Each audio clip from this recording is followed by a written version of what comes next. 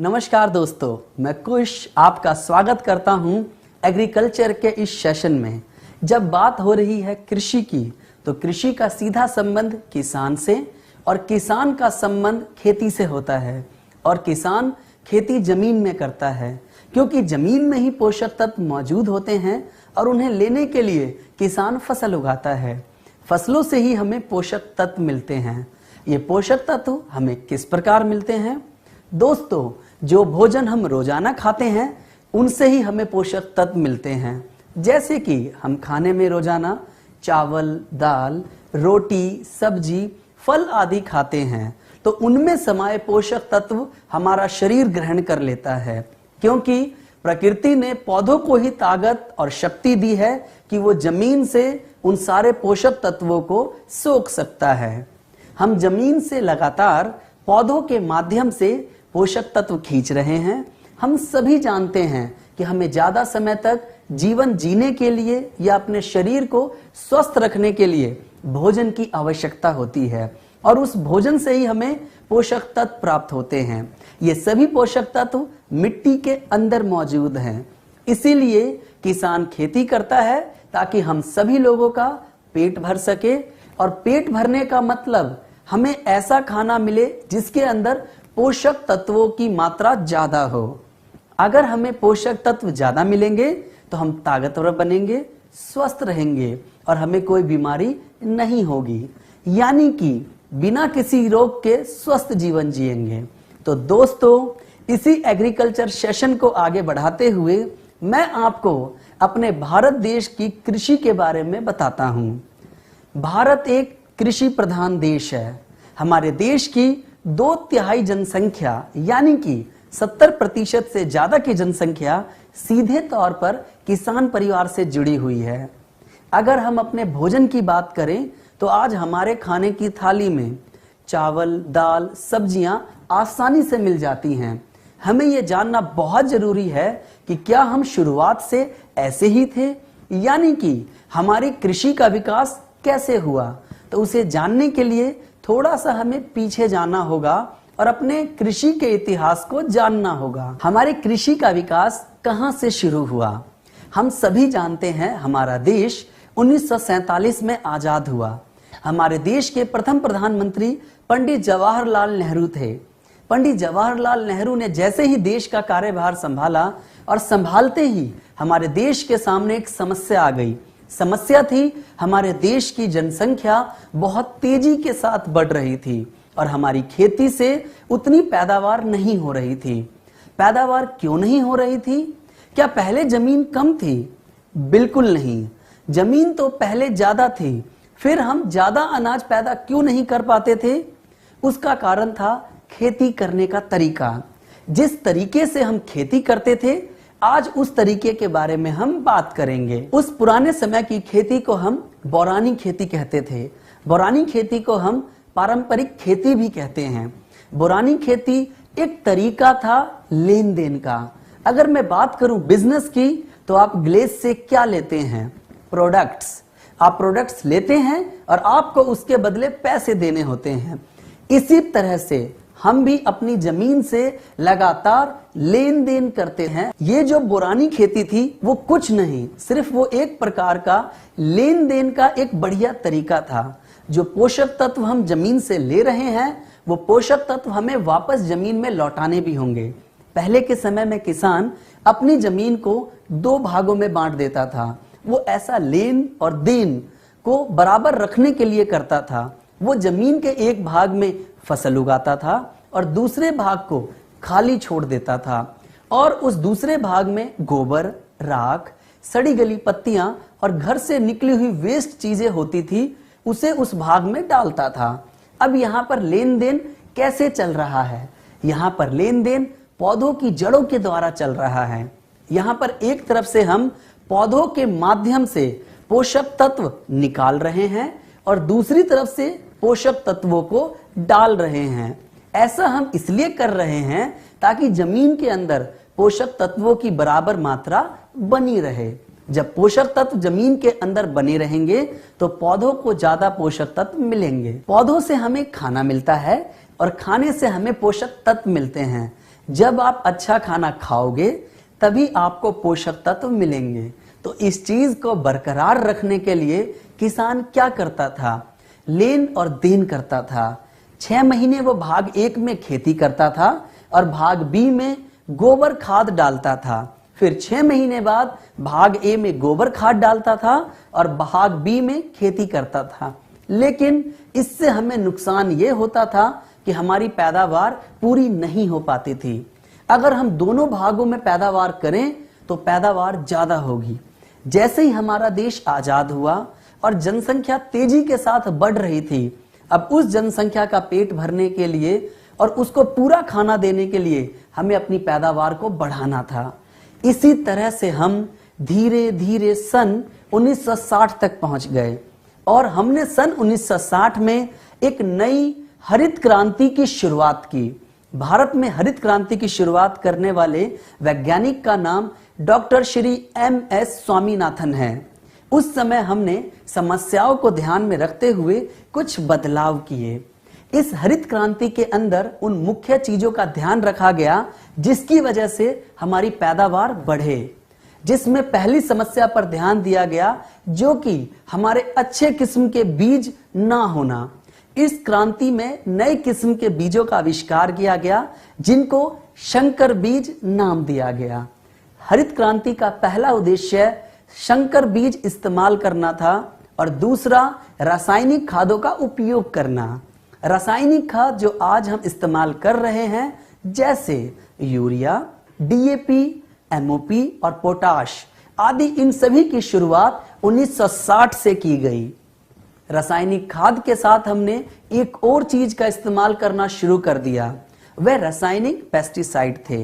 रासायनिक पेस्टिसाइड का मतलब कीटनाशक यानी कि जहर, क्योंकि हमें फसल को पैदा करने के साथ साथ उसे बीमारियों से भी बचाना जरूरी होता है।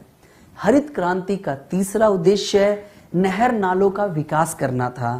पानी के लिए नहरों का विकास किया गया, नाले बनाए गए, सरकारी ट्यूबवेल लगाए गए। अपनी फसलों की पैदावार बढ़ाने के लिए हमने उनका उपयोग करना शुरू किया। जैसे ही हम उनको उपयोग में लाए तो हमारी पैदावार बढ़ने लगी। जब हमारी पैदावार बढ़ने लगी तो हम धीरे धीरे इस रासायनिक खाद और पेस्टिसाइड्स का इस्तेमाल बढ़ाने लगे। लेकिन हमने यूरिया का ज्यादा इस्तेमाल करना शुरू कर दिया जो कि एक रासायनिक है। DAP, MOP आदि चीजों का इस्तेमाल करना शुरू कर दिया और धीरे धीरे आज हमने उसकी मात्रा इतनी बढ़ा दी कि एक ही केमिकल का बार बार इस्तेमाल करने से जमीन के पोषक तत्वों की कमी होने लगी है। ये समस्या शायद हमारे किसानों को पूरा ज्ञान न मिल पाने की वजह से आई। उन्होंने ज्यादा पैदावार के लालच में इसका ज्यादा उपयोग करना शुरू कर दिया। अब उसका असर हमारी जमीन पर दिखने लगा। केमिकल के ज्यादा प्रयोग के कारण जमीन पर असर पड़ने लगा और हमें बीमारियां लगने लगी। हमें बीमारियां क्यों लगने लगी? क्योंकि हमारे अंदर रोगों से लड़ने की क्षमता कम होने लगी, क्योंकि हमें जो खाना मिल रहा है उसके अंदर पोषक तत्वों की कमी हो रही है। इस नए तरीके से हम लेन देन के पुराने रिश्ते को भूल गए। हम ज्यादा पैदावार के लालच में आ गए और हमने सिर्फ लेना ही चालू रखा। अगर किसी भी चीज को थोड़ा थोड़ा भी निकालते रहेंगे वह एक दिन समाप्त हो जाएगी। तो यही कारण है कि जमीन के अंदर जो पोषक तत्वों की भरमार थी वो धीरे धीरे समाप्त होने लगी और उसका असर इंसान पर दिखने लगा। जब हमने रसायन का प्रयोग ज्यादा किया तो पौधों में भी उसका प्रभाव दिखने लगा। हम खाने में पौधों के फल, जड़, पत्तियां, फूल यही सब चीजें खाते हैं। पौधों के अंदर भी केमिकल की मात्रा बढ़ने लगी और ये सभी केमिकल आज हमें मिल रहे हैं। भारतीय खेती में अगर चुनौती की बात करें तो सबसे पहली चुनौती प्राकृतिक संसाधनों के बढ़ने के कारण हमें कम जमीन पर ज्यादा पैदावार करने को मजबूर होना पड़ रहा है। साथ ही चुनौती यह भी है कि हम जमीन पर केमिकल और पेस्टिसाइड डाल रहे हैं जिससे जमीन बंजर होती जा रही है। हमारी जनसंख्या बढ़ रही है और हमारी जमीन घटती जा रही है। अब उस घटती हुई जमीन से बढ़ते हुए पेटों की पूर्ति करना हमारे सामने चुनौती बन गई है।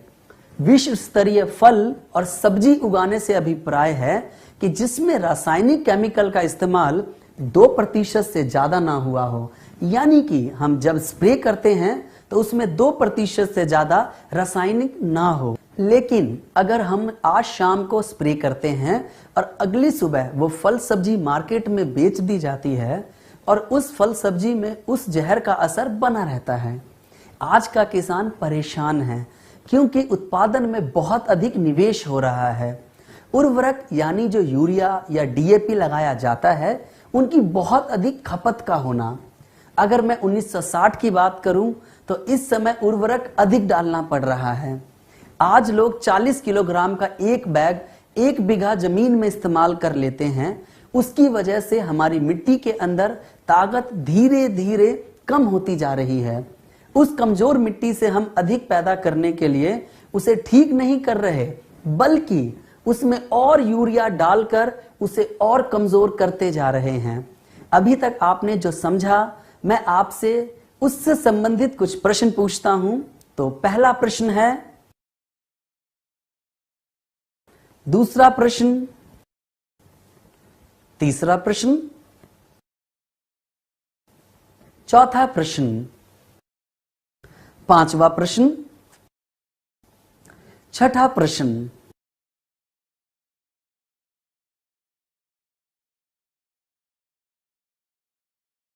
किसान की अगली परेशानी है फसलों में रोगों का ज्यादा होना। पहले के मुकाबले आज फसलों में बहुत ज्यादा बीमारियां आने लगी हैं। उदाहरण के लिए कपास यानी कि रुई के अंदर इतना कीड़ा लगने लगा है, किसान उसको रोकने के लिए केमिकल इस्तेमाल करते हैं। 1 बार केमिकल डालते हैं, 2 बार केमिकल डालते हैं, 3 बार केमिकल डालते हैं और वही केमिकल उन कीड़ों पर असर नहीं कर रहा है। अब इस समस्या का हल कहां से मिलेगा? कैसे उस फसल को कीड़ों से बचाया जा सके? क्या लगातार केमिकल की मात्रा को बढ़ाते रहना चाहिए? क्या इसका कोई समाधान है? जी हां, हमारे गैल्वे कृषम के बायो प्रोडक्ट से इसका समाधान संभव है। अगली परेशानी है मिट्टी के अंदर नमी का कम होना। हमारे किसान के सबसे अच्छे मित्र केचुए का कम हो जाना। केचुआ मिट्टी को ऊपर नीचे यानी कि भुरभुरा बनाता है। ये मिट्टी के अंदर नली बना देता है। ये एक तरफ से अंदर जाता है और दूसरी तरफ से बाहर निकल आता है। जब मिट्टी के अंदर छोटी छोटी नलियां बन जाती हैं तो उसके द्वारा हमारी जमीन में हवा, सूर्य की रोशनी जाती है और पानी भी गहराई तक जाता है। हमने जमीन पर इतना ज्यादा केमिकल इस्तेमाल किया जिससे कि वे केचुए मर गए।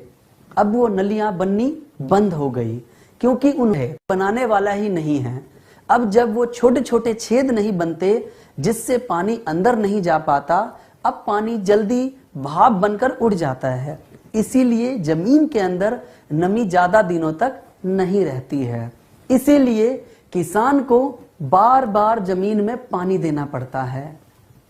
अब 50 साल बाद हमारी समझ में आया, अगर हम इसी तरीके से खेती करते रहे तो आने वाले समय में हमारी जमीनें बंजर होंगी जिसमें हम पैदावार नहीं कर सकेंगे। तो क्या इसको सुधारा जा सकता है? जी हां, सुधारा जा सकता है गैल्वे कृषम के बायो प्रोडक्ट से। मृदा की स्वास्थ्य गुणवत्ता का कम होना किसानों की अगली परेशानी है। स्वस्थ मिट्टी का पीएच मान 6.5 से 7 के बीच में होता है। ऐसी मिट्टी को हम उदासीन मिट्टी कहते हैं। आज हमारी मिट्टी का पीएच मान या तो 6.5 से नीचे जा रहा है या फिर 7 से ऊपर जा रहा है। अगर ये नीचे जाएगा तो मिट्टी अम्लीय हो जाएगी और अगर इससे ऊपर जाएगा तो क्षारीय मिट्टी हो जाएगी। दोनों ही रूप में ऐसी मिट्टी को हम बंजर मिट्टी कहते हैं। ये ज्यादा मात्रा में रासायनिक उर्वरक, पेस्टिसाइड डालने से हो रहा है। उदाहरण, आप लोग सब्जी बनाते हैं, सब्जी में नमक डालते हैं। अगर वो नमक ज्यादा हो जाए तो क्या होगा? सब्जी बेस्वाद हो जाएगी। और अगर उस सब्जी में नमक कम हो जाए तो क्या होगा? तब भी सब्जी बेस्वाद हो जाएगी। इसी प्रकार मिट्टी का भी पीएच मान सामान्य रहना जरूरी होता है। अगर मिट्टी का पीएच मान सही रहेगा और केमिकल की मात्रा कम रहेगी तो उसके साथ साथ लाखों करोड़ों मित्र जीवाणु थे जो कि किसान के लिए मुफ्त में काम करते रहते थे, लेकिन आज वो काम नहीं करते हैं, जिनका काम सिर्फ मिट्टी को उपजाऊ बनाना, मिट्टी को नम बनाना और मिट्टी की प्राकृतिक क्रियाओं को चलाते रहना था। लेकिन हमने उन्हें केमिकल डालकर नष्ट कर दिया। अगर हम मिट्टी को वो पुरानी ताकत फिर से देना चाहते हैं तो हमें उनको फिर से मिट्टी में वापस लेकर आना होगा। तो क्या उनको वापस अपनी मिट्टी में लाना संभव है? बिल्कुल संभव है, गैल्वे कृषम के बायो प्रोडक्ट्स के साथ। आगे हम केमिकल के बुरे प्रभावों के बारे में बात करते हैं। गेहूं की फसल की बात करें तो अगर किसान स्प्रे कर रहा है तो उसे पौधों में सबसे ज्यादा गेहूं के दाने चाहिए। वो सबसे ज्यादा स्प्रे गेहूं के दाने पर करेगा और इंसान ही उस गेहूं को खाने में सबसे ज्यादा इस्तेमाल करते हैं और सबसे ज्यादा जहर इंसान के अंदर जाएगा। उस फसल से जो भूसा तैयार होता है, उस भूसे का इस्तेमाल जानवरों को चारा खिलाने में किया जाता है। हमें पालतू जानवरों से दूध मिलता है और उस दूध में तो केमिकल है क्योंकि हमने ही केमिकल मिले भूसे को जानवरों को खिलाया है। कुल मिलाकर देखा जाए तो केमिकल किसी न किसी रूप में हमारे अंदर पहुंच ही जाता है और बचा हुआ केमिकल मिट्टी में मिल जाता है और मिट्टी में मिला हुआ केमिकल भी घुलकर पानी में पहुंच जाता है। पानी के अंदर जो छोटे छोटे जीव हैं जैसे मेढक, मछली आदि कई जीव इसके संपर्क में आते हैं तो ये केमिकल इनके अंदर चला जाता है और उस छोटे जीव को जो भी पक्षी या कोई अन्य जंतु ग्रहण करता है तो उसके अंदर भी ये केमिकल चला जाता है। इन केमिकल को परसिस्टिंग केमिकल कहते हैं, यानी कि पीढ़ी एकांतरण केमिकल। ऐसे केमिकल जो कि एक से दूसरे में, दूसरे से तीसरे में, तीसरे से चौथे में और लगातार आगे बढ़ते रहते हैं। अगर हम डीडीटी की बात करें तो एक बार मिट्टी में इस्तेमाल करने से अगले आने वाले 20 सालों तक इसका असर मिट्टी के अंदर बरकरार रहेगा। इस चक्र को गैल्वे कृषम के प्रोडक्ट के द्वारा तोड़ा जा सकता है। हम गैल्वे कृषम के प्रोडक्ट का अगर इस्तेमाल करना शुरू करें तो ये चक्र अपने आप ठीक हो जाएगा।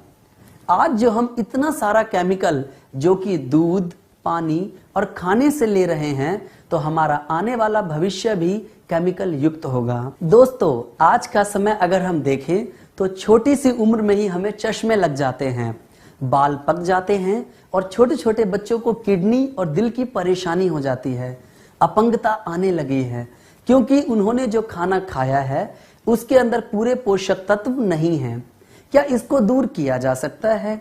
बिल्कुल दोस्तों, किया जा सकता है और इसका तरीका है गैल्वे कृषम के बायो प्रोडक्ट से। अगर हम गैल्वे कृषम के बायो प्रोडक्ट का इस्तेमाल करें जो हानिकारक केमिकल रहित है तो अपने भविष्य को सुधारने के लिए हमें अपनी खेती को भी बदलना होगा और आज की रासायनिक खेती को छोड़कर हमें नई किस्म की खेती पर आना होगा। उस खेती का नाम जैविक खेती है और अगर दूसरे शब्दों में कहें तो गैल्वे कृषम की खेती। जैविक खेती उस खेती को कहते हैं जिसमें हानिकारक रासायनिक केमिकल का प्रयोग ना किया जाए तथा मित्र जीवाणुओं और प्राकृतिक उर्वरक के साथ जो खेती की जाए उस विधि को हम जैविक खेती कहते हैं। तो इस मौके का फायदा हमें कहां से उठाना चाहिए? Glaze trading India private limited के कृषम प्रोडक्ट से। दोस्तों, अब हम फसलों में आने वाली सामान्य बीमारियों की बात करते हैं। बीमारी का सिर्फ एक ही मतलब होता है और वो है नुकसान। इसी तरह से किसी फसल के अंदर कोई बीमारी लग जाए तो फसल में पौधों को नुकसान, पैदावार का नुकसान तथा किसान को पैसे का नुकसान और उसने जो लागत लगाई उसका भी नुकसान होता है। तो अगर फसल में कोई बीमारी लगती है तो उसे किसान को नुकसान ही होता है। पौधों में बीमारी भी पैदा करने वाला कोई जीव होता है जिसका नाम रोग कारक है। रोग का मतलब होता है बीमारी और कारक का मतलब करने वाला। रोग कारक कहाँ रहता है तो मैं आपको बताता हूं। ये रोग कारक आपको 3 जगह पर मिलेगा। पहला हवा में, दूसरा पानी में और तीसरा मिट्टी में मिलेगा। ऐसे ही एक रोग कारक के बारे में हम बात करेंगे जिसका नाम फंगस या फफूंदी या कवक है। अगर दूसरी भाषा में कहें तो नोना, भुआ, भेकुर, छतरा, ये सब इसी के नाम हैं। ये हर जगह मौजूद रह सकता है। जब भी ये बीमारी हमारी फसल में आती है तो हमारी फसल की जड़ों, तनों, फलों, पत्ती और बीजों को गला देती है। दूसरी परेशानी बैक्टीरिया की है जिसे हम जीवाणु भी कहते हैं। ये भी हमारी फसल को बीमार करता है। यह हमारी फसल को उगने नहीं देता, यह हमारी फसलों को गला देता है, यह हमारी सब्जियों को खराब कर देता है। यहाँ दो हमारे मुख्य रोग कारक हैं जिनके बारे में हम बात कर रहे हैं, जो कि हमारी फसलों को खराब कर देते हैं। ये रोग कारक कहां से हमारी फसल को बीमार कर सकता है? सबसे पहला रोग कारक हमें मिट्टी के अंदर मिलेगा, दूसरा हमें बीज में मिलेगा, तीसरा हमारी फसल की जड़ों को खराब कर सकता है, चौथा तने को गला देगा, पांचवा हमारे पत्तों को खराब कर देता है, छठा हमारे फूलों और फलों को भी खराब कर देता है। यानी कि पौधों के सभी भागों में यह बीमारी पैदा कर सकता है। किसी भी बीमारी को रोकने के लिए दो तरीके हैं, एक होता है ट्रीटमेंट और दूसरा होता है मैनेजमेंट। आप क्या चाहते हैं, ये आपका निर्णय है। मैनेजमेंट और ट्रीटमेंट में क्या फर्क है? मैनेजमेंट बीमारी आने से पहले किया जाता है और ट्रीटमेंट को बीमारी आने के बाद किया जाता है। अगर हम मैनेजमेंट बीमारी आने से पहले करेंगे तो हमारी फसल को नुकसान नहीं झेलना पड़ेगा। अगर हम ट्रीटमेंट बीमारी आने के बाद करेंगे तब तक हमारी फसल में नुकसान हो जाएगा। तो मैनेजमेंट पहले ही करना पड़ेगा। इसीलिए जब भी आप किसी किसान के पास जाएं और उसकी फसल में कोई बीमारी नहीं लगी है तब भी आप उसे अपने कृषम के बायो प्रोडक्ट इस्तेमाल करा सकते हैं। अब हम गैल्विक कृषम के बेहतरीन बायो प्रोडक्ट के बारे में जानेंगे। अगर हम इन गैल्विक कृषम के बायो प्रोडक्ट्स को इस्तेमाल करें तो हमारी फसल को क्या क्या फायदे होंगे? गैल्विक कृषम के बायो प्रोडक्ट्स पर्यावरण के अनुकूल हैं। गैल्विक कृषम प्रोडक्ट का इस्तेमाल अपनी जमीन या फसल में करते हैं तो इनका किसी पक्षी, जानवर या अन्य किसी जीव पर बुरा प्रभाव नहीं पड़ता। दूसरा फायदा कम लागत का है। हमारे प्रोडक्ट्स फसल से ज्यादा मिट्टी पर काम करते हैं।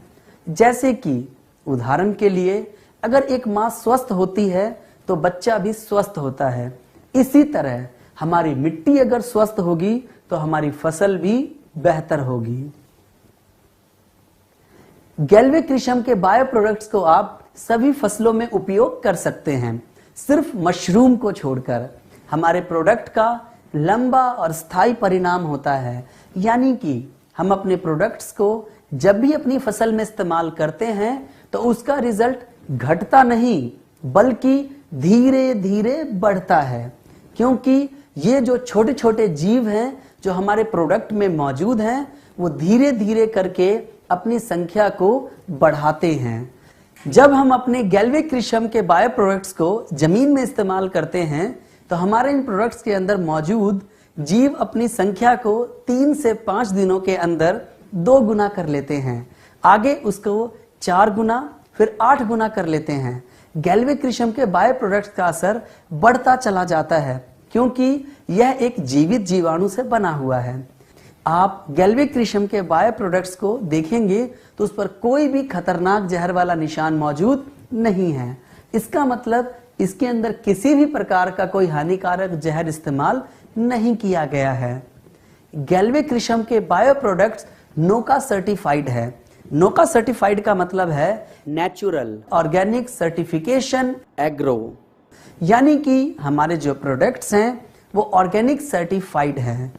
गैल्विक कृषम के जो बायो प्रोडक्ट्स हैं वो सालों साल तक प्रभावी हैं। अगर हम उसको लगातार इस्तेमाल करते हैं तो एक छमाही के बाद दूसरे छमाही में उसका प्रभाव लगातार बढ़ता जाता है।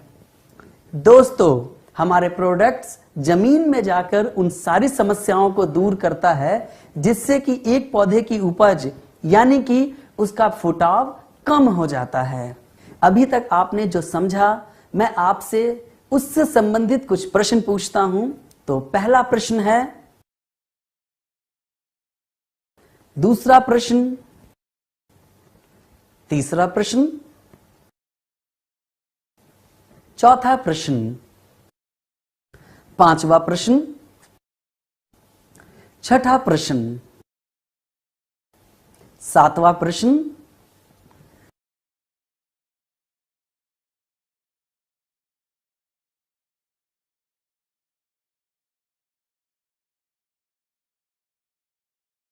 गैल्वे कृषम का पहला प्रोडक्ट जी डर्मा प्लस एक्सट्रीम कंट्रोल है। यह एक बेहतरीन प्रोडक्ट है जो कि 1 लीटर की बोतल में मौजूद है और यह फफूंदी की बीमारी को रोकने में सहायक है। जी डर्मा प्लस खुद भी एक शक्तिशाली फफूंदी से बना हुआ है। जी डर्मा प्लस यानी कि ट्राइकोडर्मा के फायदे के बारे में बात करें, हमारा ट्राइकोडर्मा एक प्रबल परजीवी है और एक शक्तिशाली फफूंदी है जो कि दूसरी फफूंदी जो बीमारी पैदा करती है उसका नाश करने में सहायक है। ये कई तरह के रोगों की रोकथाम करने में सहायक है, जैसे कि जड़ का रोग, बीज का रोग, मिट्टी जनित रोग, पत्ते का रोग, फलों का रोग, इन सभी की रोकथाम में यह सहायक है। जी डर्मा प्लस मिट्टी की उर्वरकता को बढ़ाता है, मिट्टी के पीएच स्तर को सामान्य रखने में मदद करता है। तो इस बेहतरीन प्रोडक्ट को कैसे इस्तेमाल किया जाता है उसके बारे में बात करेंगे। दोस्तों, इसकी उपचार विधि बहुत ही आसान और सरल है। मैं आपको सबसे पहले बीज पौध के उपचार के बारे में बताता हूं। 10 मिलीलीटर जी डर्मा प्लस लेकर 1 लीटर पानी में घोलकर 1 किलोग्राम बीज को उसमें भिगो दें तथा उसे 30 मिनट तक भिगो कर रखें। इसके बाद उन बीजों को उसमें से निकाल लें और उसके बाद उसको छाया में सुखाएंगे। सुखाने के बाद अपनी जमीन में उसकी बुआई कर देंगे। बीज का आकार गेहूं या गेहूं से छोटा है तो हम पानी का इस्तेमाल नहीं करेंगे। मिर्च, प्याज, जीरा, गेहूं के बीज जैसे बीजों के अंदर हम पानी का इस्तेमाल नहीं करेंगे। उसके लिए सीधा हम 10 मिलीलीटर जी डर्मा प्लस लेंगे, 1 किलो बीज लेंगे और उसे मिला करके 30 मिनट तक रखेंगे। फिर उसको छाया में सुखाएंगे। छोटे छोटे टुकड़े जैसे गुलाब की टहनियां, गन्ने के टुकड़े, आम की टहनियों को हम कलम कहते हैं। चलिए दोस्तों, अब हम कलम सेट उपचार के बारे में बात करेंगे। इसके लिए 125 से 250 ml जी डर्मा प्लस लेंगे और 60 लीटर से 80 लीटर तक पानी लेंगे। उसको उसमें घोल लेंगे। उसके बाद 2 कुंतल गन्ने का बीज लेंगे, उसको 30 मिनट तक भिगो कर रखेंगे और भिगोने के बाद उसकी बुआई कर देंगे। उस घोल में से गन्ने को निकालने के बाद जो पानी बचेगा उसको ले जाकर उस गन्ने के खेत में छिड़काव कर देंगे। कलम सेट उपचार में जी डर्मा प्लस और पानी का घोल बनाने के लिए हम अपनी जमीन में ऐसा कोई कोना देखेंगे या पानी की जो नालियां होती हैं उस नाली में एक बांध लगाएंगे और फिर ठीक 1 मीटर के बाद दूसरा बांध लगाएंगे और उसमें 60 से 80 लीटर पानी को इकट्ठा कर देंगे। मिट्टी उपचार के लिए 100 ml जी डर्मा लेंगे और 10 किलोग्राम गोबर की खाद में मिलाएंगे। अगर आपके पास गोबर की खाद नहीं तो आप भुरभुरी मिट्टी इस्तेमाल में लाएंगे, यानी कि हल्की सूखी और हल्की गीली। अगर आपके पास मिट्टी भी नहीं तो आप राख का इस्तेमाल करें और आप चाहें तो वर्मी कंपोज यानी केचुए की खाद में भी मिला सकते हैं और पौधों की जड़ों में बुरकाव करें। 1 लीटर की बोतल को आप 1 एकड़ में इस्तेमाल करेंगे। आपकी फसल बड़ी हो गई हो तो सीधा जड़ों में भी डाल सकते हैं। नोट करिए कि गोबर की खाद 1 साल पुरानी होनी चाहिए। अब मैं आपको बताता हूं स्प्रे करने की विधि। 5 मिलीलीटर से लेकर 7 मिलीलीटर तक, जो कि 5 मिलीलीटर से कम ना हो और 7 मिलीलीटर से ज्यादा ना हो, उसको 1 लीटर पानी के हिसाब से मिलाएंगे। दूसरी विधि, 150 लीटर पानी में 1 लीटर जी डर्मा को मिक्स करेंगे और 1 एकड़ में स्प्रे करेंगे। स्प्रे करने का सही समय सुबह या शाम है। तेज धूप या बरसात में कभी भी स्प्रे नहीं करना चाहिए। नारियल के पेड़ों में स्प्रे करना हो तो इसके लिए 10 से 12 मिलीलीटर जीडर्मा लेंगे और 1 लीटर पानी में इसे मिलाएंगे और उस पेड़ पर छिड़काव कर देंगे। एक बात का ध्यान रखें, एक बार बोतल को खोलने के बाद जीडर्मा प्लस को 10 दिनों के अंदर पूरी तरह से इस्तेमाल में ले लेना है। हमारे प्रोडक्ट की एक्सपायरी डेट 24 महीने तक की है। अभी तक आपने जो समझा, मैं आपसे उससे संबंधित कुछ प्रश्न पूछता हूं। तो पहला प्रश्न है,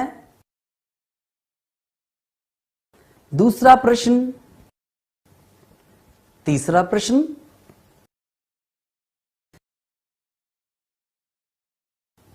गैल्वेक्रिशम का दूसरा बेहतरीन प्रोडक्ट है जी सूडो प्लस एक्सट्रीम केयर। ये प्रोडक्ट हमारी फसल को बैक्टीरिया की वजह से होने वाली बीमारियों से बचाने में सहायक है। हमारा यह दूसरा प्रोडक्ट भी 1 लीटर की बोतल में आता है। ये शक्तिशाली बैक्टीरिया से मिलकर बनाया गया है और हमारी फसल को विभिन्न तरीके की बीमारियों में, मिट्टी के अंदर बैक्टीरिया की वजह से होने वाले रोगों की रोकथाम में सहायक है। यह मिट्टी की उर्वरकता को सुधारता है और हमारी मिट्टी के पीएच मान को सामान्य बनाए रखने में मदद करता है। प्रयोग करने की विधि, 4 से 5 मिलीलीटर जी सूडो प्लस तथा 1 लीटर पानी लेना है। हमें बीज की मात्रा 1 किलोग्राम रखनी है। बीज को कम से कम 30 मिनट तक भिगोएंगे, फिर उसके बाद उसे उस घोल में से निकालकर छाया में सुखाएंगे। उसके बाद उस बीज की बुआई कर देंगे। अगर बीज का आकार गेहूं या गेहूं से छोटा है तो आप वहां पर पानी का इस्तेमाल नहीं करेंगे। अगर हमने जीडर्मा प्लस से बीज का उपचार किया है तो हमें जी सूडो प्लस से बीज का उपचार करने की आवश्यकता नहीं है। मिट्टी उपचार के लिए 250 मिलीलीटर जी सूडो प्लस लेना है और 100 किलोग्राम गोबर की खाद लेनी है। गोबर की खाद 1 साल पुरानी होनी चाहिए। अगर गोबर की खाद नहीं तो हम भुरभुरी मिट्टी लेंगे। मिट्टी नहीं है तो हम राख का इस्तेमाल करेंगे। 1 लीटर के जी सूडो प्लस का इस्तेमाल हम 1 एकड़ में करेंगे और पौधों की जड़ों में बुरकाव करें। दोस्तों, स्प्रे करने की विधि, जी सूडो प्लस 2 मिलीलीटर से लेकर 7 मिलीलीटर यानी कि 2 मिलीलीटर से कम ना हो और 7 मिलीलीटर से ज्यादा ना हो, उसको 1 लीटर पानी में मिलाकर स्प्रे करें। 150 लीटर पानी में 1 लीटर जी सूडो प्लस की बोतल घोलेंगे और 1 एकड़ में उसका स्प्रे करेंगे। किसान भाई अगर इसका दोबारा स्प्रे करना चाहते हैं तो 10 दिन के बाद दोबारा भी स्प्रे कर सकते हैं। जी सूडो प्लस वातावरण के अनुकूल है। मनुष्य, पशु पक्षी या जानवरों पर कोई बुरा प्रभाव नहीं डालता है। इसके बोतल की जो आयु है, अगर ये सील पैक है तो आप इसको 24 महीने तक रख सकते हैं। अगर हम प्रोडक्ट को एक बार खोल दें तो इसे 10 दिन के अंदर इस्तेमाल कर लेना चाहिए। अभी तक आपने जो समझा, मैं आपसे उससे संबंधित कुछ प्रश्न पूछता हूं। तो पहला प्रश्न है, दूसरा प्रश्न, तीसरा प्रश्न,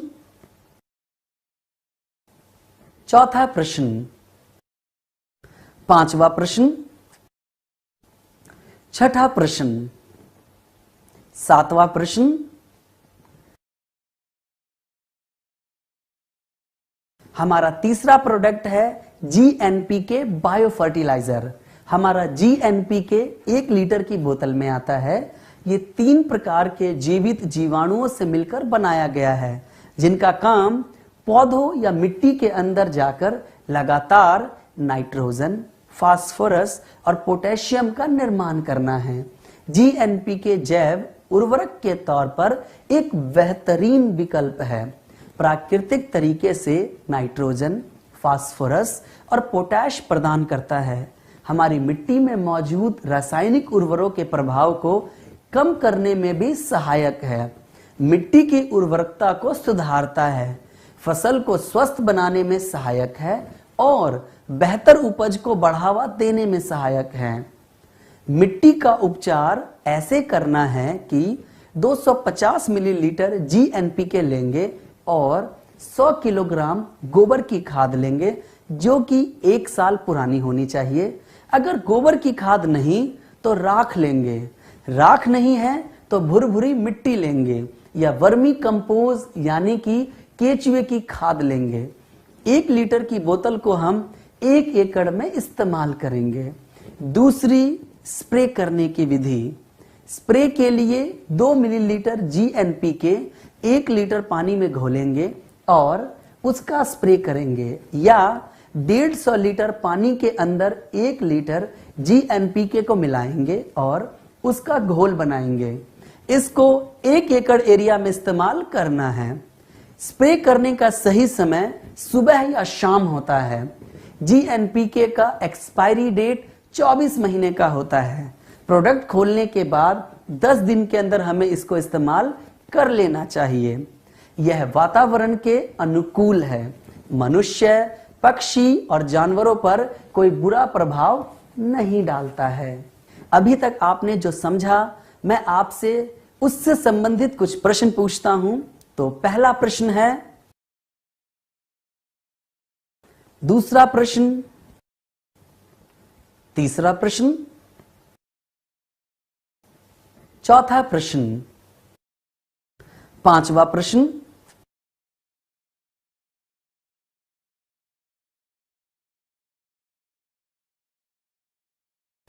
गैल्वेक्रिशम का अगला bio product GC extreme power है। यह प्रोडक्ट 10 किलोग्राम की एक बाल्टी में आता है जो कि दानेदार प्रोडक्ट है। GC पावर, जिसमें C का मतलब समुद्र और पावर का मतलब ताकत, यानी कि एक ऐसी ताकत जो कि समुद्र से निकाली गई है। यह प्रोडक्ट पूरी तरह से बायो है। इसमें किसी भी प्रकार का हानिकारक रासायनिक केमिकल इस्तेमाल नहीं किया गया है। इस प्रोडक्ट को बनाने के लिए समुद्री शैवाल, जो कि समुद्र के अंदर उगने वाली एक घास होती है, उस शैवाल का नाम एस्कोफाइलम नोडोसम है, जिसके सत्व यानी कि उसमें से उसका अर्क निकाल करके इस प्रोडक्ट को तैयार किया गया है। जब हमारे किसान भाई इसे इस्तेमाल करेंगे तो उन्हें कई प्रकार के फायदे मिलेंगे। जमीन को जो पोषक तत्व चाहिए वो सब इसके अंदर मौजूद हैं। पौधे के लिए आवश्यक पोषक तत्व और वृद्धि हार्मोन युक्त यानी कि पौधों को पोषक तत्व देता है और वृद्धि यानी कि पौधों की लंबाई में सहायक है। पौधों की जड़ों को शक्तिशाली बनाता है और उन्हें गहराई तक लेकर जाता है, जिससे कि हमारा पौधा गिरता नहीं है। मिट्टी की धारण क्षमता को बढ़ाता है, फसल को स्वस्थ बनाने में मदद करता है और बेहतर उपज में सहायक है। 10 किलोग्राम GC पावर की एक बाल्टी को आप 1 एकड़ भूमि में सिंचाई से पहले या सिंचाई के बाद इस्तेमाल करेंगे। आप इसका इस्तेमाल सुबह, दोपहर, शाम कभी भी कर सकते हैं। साथ ही आप इसको यूरिया, DAP केमिकल के साथ भी मिलाकर इस्तेमाल कर सकते हैं। बस ध्यान रखें, आपके खेतों में या जमीन में नमी होना जरूरी है। आप इसको अपनी फसल में 1 बार, 2 बार, 3 बार, 4 बार तक इस्तेमाल कर सकते हैं। आप इसको 24 महीने तक इस्तेमाल कर सकते हैं। खोलने के बाद भी आप इसको आराम से इस्तेमाल कर सकते हैं। अभी तक आपने जो समझा, मैं आपसे उससे संबंधित कुछ प्रश्न पूछता हूं। तो पहला प्रश्न है, दूसरा प्रश्न, तीसरा प्रश्न, चौथा प्रश्न, पांचवा प्रश्न, छठा प्रश्न।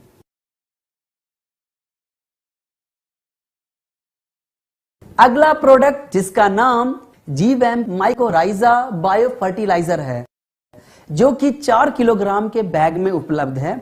यह एक बुनियादी बायो फर्टिलाइजर के आधार पर काम करता है।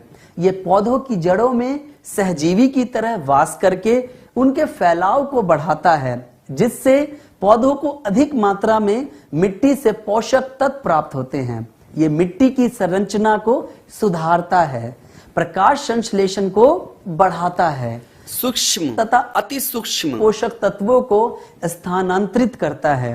ये दानेदार प्रोडक्ट के रूप में मौजूद है। इस सहजीवी फफूंदी का कैरियर वेंटोनाइड सॉइल या ग्रेनुअल है।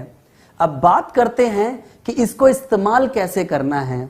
आप इसका इस्तेमाल कपास, गेहूं, धान, गन्ना, सरसों, प्याज, सभी सब्जियों तथा बागवानी वाली फसलों में 8 से 10 किलोग्राम प्रति एकड़ के हिसाब से प्रयोग करना है। अगर आपको इसका इस्तेमाल नर्सरी के लिए करना है तो 5 से 10 ग्राम प्रति पौधा के हिसाब से इसका इस्तेमाल करें। फूलों एवं फलों की बुआई के लिए 50 से 100 ग्राम प्रति पौधे के हिसाब से प्रयोग करें। आपको इस बात का ध्यान रखना है कि इस प्रोडक्ट की मात्रा का इस्तेमाल पेड़ पौधों के आकार के हिसाब से हो। जीवैम को रासायनिक उर्वरक के साथ भी मिलाकर इस्तेमाल किया जा सकता है। प्रोडक्ट को हमें 36 महीने के अंदर इस्तेमाल कर लेना चाहिए। अभी तक आपने जो समझा, मैं आपसे उससे संबंधित कुछ प्रश्न पूछता हूं। तो पहला प्रश्न है, दूसरा प्रश्न, तीसरा प्रश्न, चौथा प्रश्न, पांचवा प्रश्न,